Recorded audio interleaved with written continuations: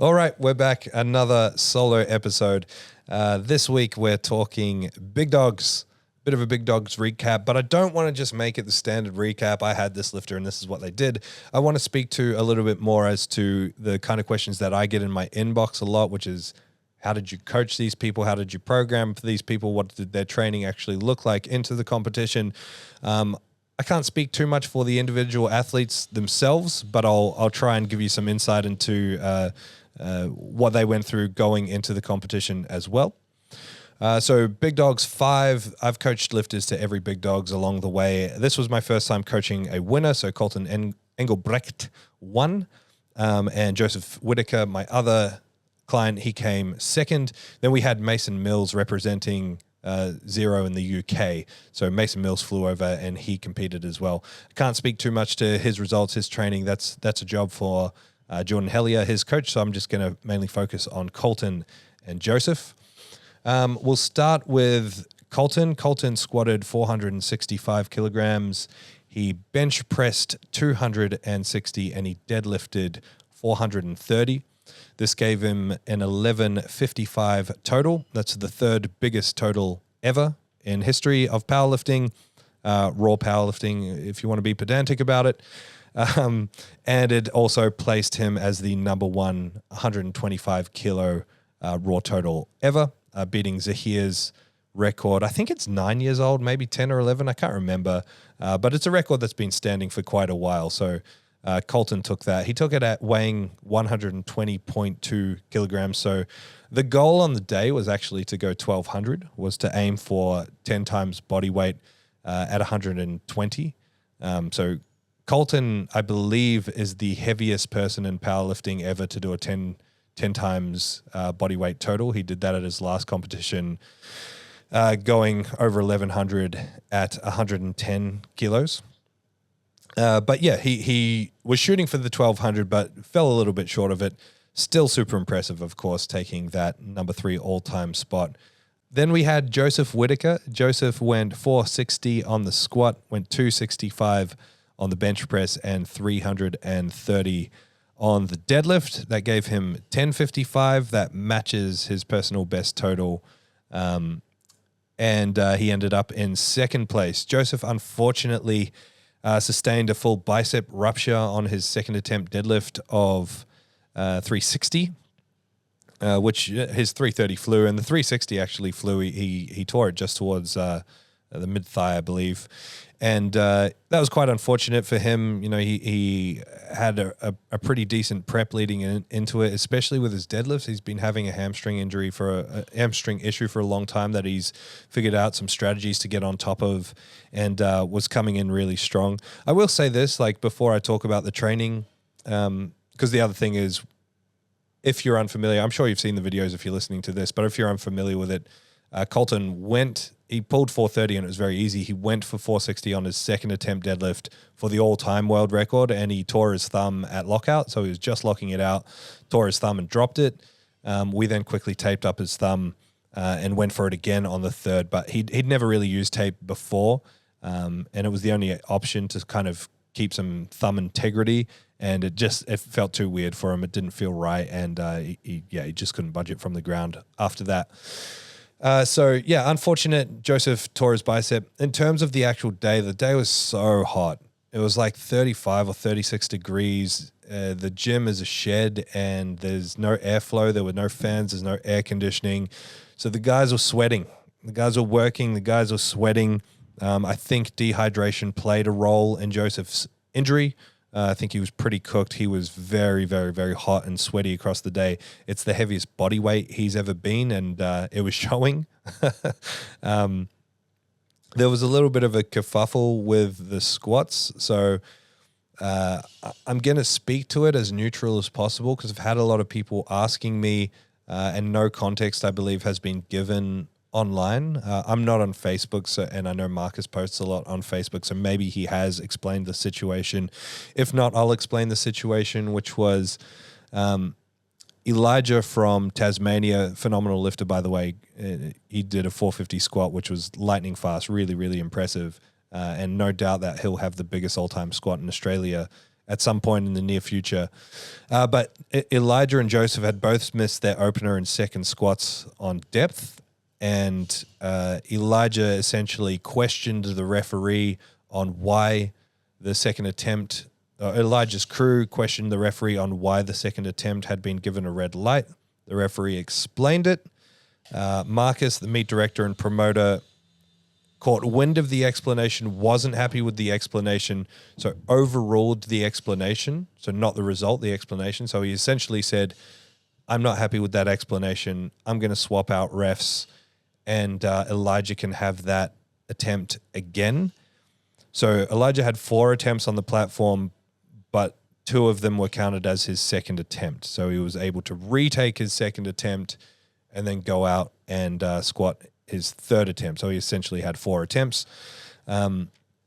Joseph wanted the same thing to happen with him, but Marcus refused because we hadn't questioned the ref as to why a red light was given. So Joseph came out and did his third attempt and thankfully was able to achieve it. So he went 420, 440, 460 on squats.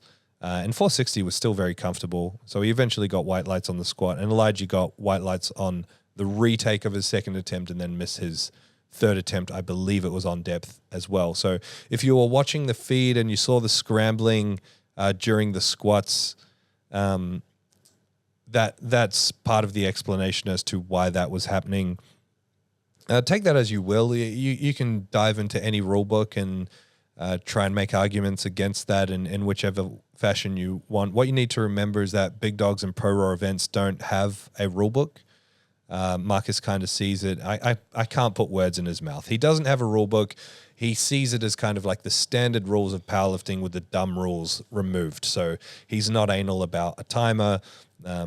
His view is that powerlifters at the top end should know the rules and that things like a timer shouldn't matter because you should just be ready to go. So that kind of gives you an insight into how the competition is run. Think what you will, whatever. It happened. That's the main thing, and the lifters overcame it. The really impressive part about all of that is that while that kerfuffle was happening, Colton was sitting there waiting for his third attempt. So he probably had 20, maybe even more minutes between his second and third attempt and still came out and crushed that 465, which kind of speaks to him and his mindset as a lifter. The nature of the competition, it's called Big Dogs. A lot of the people there are big people, and the heat was really catching up to a lot of people. And the competition, I would say, was relatively fast-paced. Squats were slow. What Marcus essentially did is said, start wrapping when the lifter before you finishes their squat. So essentially he gave everyone extra time to pad out the flight of squats. There were only 10 lifters altogether. So then there's breaks in between squat and bench and deadlifts to warm up. Those breaks were maybe like, 40 minutes long.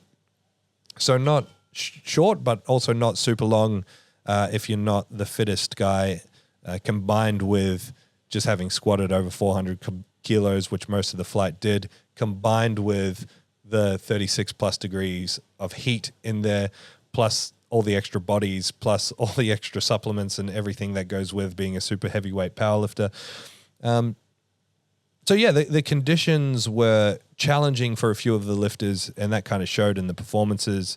But that's a good general overview of the competition. If I'm to sort of recap, then Colton's performance, he went 3 for 3 on squats. On bench, he came out and he missed his opener. He just jumped the rack call, just got it to the top and slowly drifted back into the rack. So that actually led to us taking a more conservative jump from first to second. So originally the plan was to shoot for the 1185 on second attempts, use the third attempts to make the all-time record easier to grab. The plan was to go 460 on a second squat, 260 on a second bench, and then based on whatever was achieved in the thirds, make the second deadlift add up to the 1185, and then make the third deadlift go for the 1200. So what ended up happening was we went from 230 to 250 250 or 255. Yes, 255 on the second attempt. And the 255 wasn't as good as his training had sort of set him up to be. What ended up happening was he touched a bit funny and pushed out in front of him, so it made it slow. I then didn't have confidence to call for the 265, so we called 260 to make sure we were building with the primary goal being breaking the all-time record. So 260 was the safe choice. He nailed that. Did he have 265 on the day? Possibly. But if we took that risk, it would have pushed the record even further out of reach. And so by the time we got to squats, Colton was feeling it. Colton's one of the most headstrong lifters I've ever met, if not the most headstrong lifter I've ever met. And I could see it in him that he was cooked. And he did 400 as his last warm-up, and it wasn't easy. It wasn't filling me with confidence. I didn't say anything because I know that his head is stronger than his body, which is saying a lot considering how strong his body is. So he missed that 430. He made that 400 last warm-up look really hard. We still went ahead with the 430, and he made it look really easy. So we had confidence to jump to the 460 for the 1185. He was strong enough to do it. His thumb said no on the day. I want to give a bit of context here. I don't like making excuses for anybody, and this isn't an excuse as much as reality. Colton trades on a Texas deadlift bar back in South Africa, and the bar may as well not have knurling. Like, it's at least 20 years old, and it is just smooth. Even the used Texas barbells in my gyms, he was finding to be quite sharp. They used an Apex deadlift bar at Big Dogs, which was essentially brand new. It's only been used since Pro Raw, and the knurling on those bars is pretty aggressive. So his hands just weren't conditioned to that kind of knurling, and because he normally doesn't tear his thumbs in training. He's dropped a few deadlifts in training since we've been working together, but not by tearing thumbs, just by it being 400 plus kilos for reps kind of thing. So we did set it up and we did shoot for the record, and it was always going to be, he had to have the perfect day to end up with it. And he had almost the perfect day, and it just wasn't quite there, which is very exciting because it means that in the time we've got between now and the next competition, he can build strength to the point where those numbers are comfortable on second attempts, or even like openers to second attempt deadlift or something like that. So he wasn't bummed out about it because he knows that this is just a stepping stone to the next competition, and it's only going to be a matter of time before that all-time record is his. Okay, I've been harping on for 15 minutes now. I want to touch quickly on the training of these guys. Obviously, I coach these guys. I program for these guys. I've worked with them for years. I've helped refine their technique.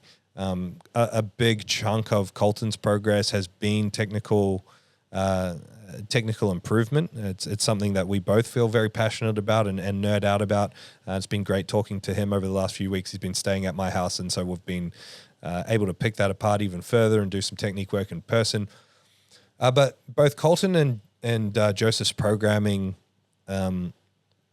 is very simple and very linear.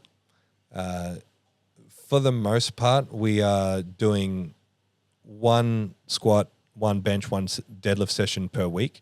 So only one exposure to squat, bench, deadlift. Some people, go back and watch my episode on frequency. Some people might deem that as low volume or low frequency. I deem it as adequate volume and frequency to get stronger, and the proof is in the pudding. You can disagree with me if you want, but the proof is right there in front of us. It works. It works if it's in conjunction with what's important. And so what's important here is understanding that the work on squat, bench, deadlift is important at reinforcing strength in the skill, but ultimately it's a game of strength, and we need to build strength. We need to build contractile tissue, and so that in order to do that, we do a lot of accessory work. It doesn't make sense to do bench on bench on bench on bench, because bench isn't very good at growing the benching muscles. It's not very good at preserving the health and movement of shoulders, and we can do much more effective work to improve both the strength and size of those muscles outside of the bench itself. The same can be said for squats. The same can be said for deadlifts. So a very, very, very simple way of looking at this is your leg strength ever a limiting factor in the squats? Well, no. Normally it's breakdowns in upper back or brace that let you down in your squats, not the strength of your legs, which is why so many people can leg press more. Once you refine technique enough, it is. The rate limiter should be leg strength. Is it easier to build leg strength in a squat, or is it easier to build leg strength on a machine? Well, it's easier to build leg strength on a machine. That's essentially the broader view that we take, and so that in saying that we don't do a lot of squat, bench, deadlift. And this is not specific to, obviously Joseph and Colton are both freaks of nature. They're both genetically advanced. They're both extremely strong. They're both using performance enhancing drugs.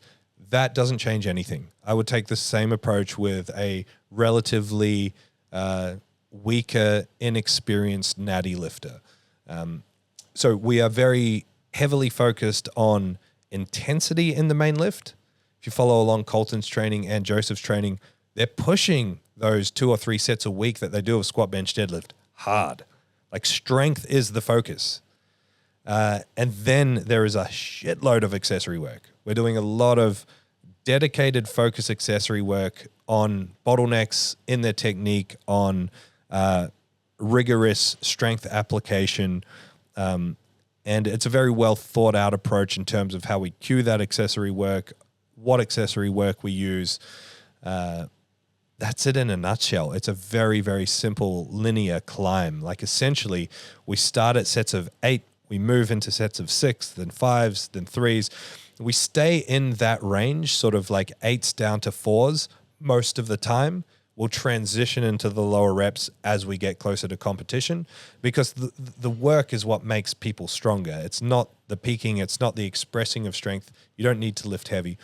The primary difference, I'd say, between the programming of Joseph and Colton is that Joseph really likes, call them whatever you want, feeler sets, priming sets, intensity sets. Joseph likes to do like a heavy double or a heavy single before his work.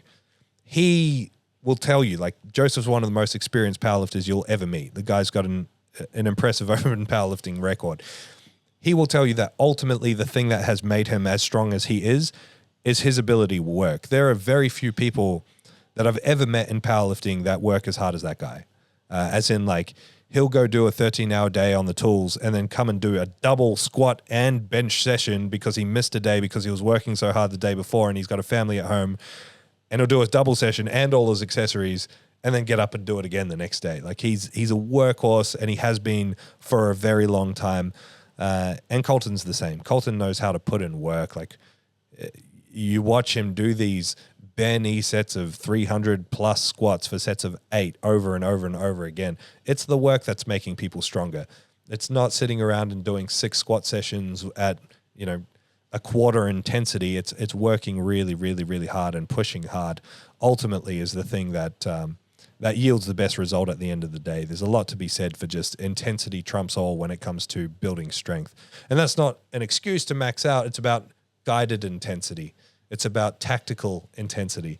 And so that gives a really, really broad overview of how we approach the programming. So like in terms of Joseph's obviously going to have some time off and some rehab with the torn bicep.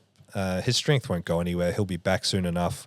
And Colton has his eyes set on several competitions next year. He's doing multiple competitions, probably 5 to 6, maybe even more. Obviously, we're not going to peak for all of those. He's going to go hard for a few. And the first competition that we'll peak for is in April, which will be abs, and he'll be going for the all-time record then. The training between now and then is going to look very similar. We work in 5-week blocks, 4 weeks on, 1 week off, like 4 weeks on, 1 week deload. It's going to be a rep block for now, which is going to be essentially sets of 8 across the board. Colton really loves what most people would deem as boring training. Most people need variety in terms of increasing weight, decreasing reps, variety in terms of changing accessories. Colton's happy to do 3 sets of 8 for an entire block. So that's what we'll do this next block. We'll switch back to conventional for a block, focus on some of the bottlenecks that he has in his deadlift. Squats will be working in the background, but he's not going to be pushing them really hard. He feels that he's got a lot more to give on his bench and deadlift. And I agree. And I believe those 2 lifts are the most bottlenecked by technique. There's both, especially bench press, there's technical improvement to be had to yield much more on his bench press. And so if we can unlock another 10, 15 kilos just from technique work alone, I mean, that's almost that's almost the total right there. ZeroW has sponsored him and sent him back with a brand new Texas deadlift bar, so he'll have a nice sharp bar to condition his thumbs on, so that'll help with that bottleneck.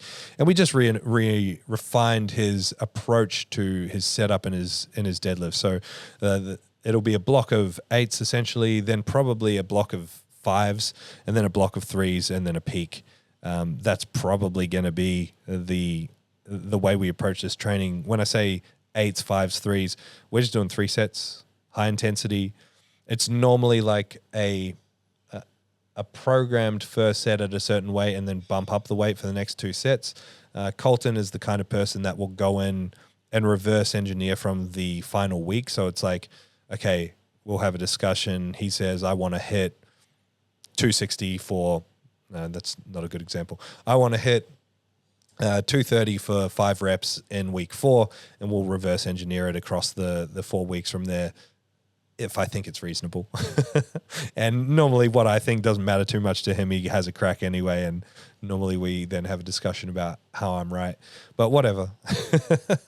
No, the guy's a workhorse. We reverse engineer the numbers and sort of work towards the peak. Colton's an interesting one to coach and program because his ability to tolerate that work and to do reps is unlike anyone I've ever seen. Like if you're working off a percentage, a fixed number to program back off, the drop off in that number as you get close to peak is insane. As in, like, he can do sets of 8 working off a percentage that someone would work off their true max, but he has to add 100 kilos to his max. Like, we have to program him off more than a 500 kilo squat and deadlift to yield the kind of sets of 8 that he can actually do. So that's interesting playing around with. But I could keep talking about this stuff forever. This is a longer episode now, so I'm going to cut it there. Thank you so much for listening, and I'll catch you on the next one.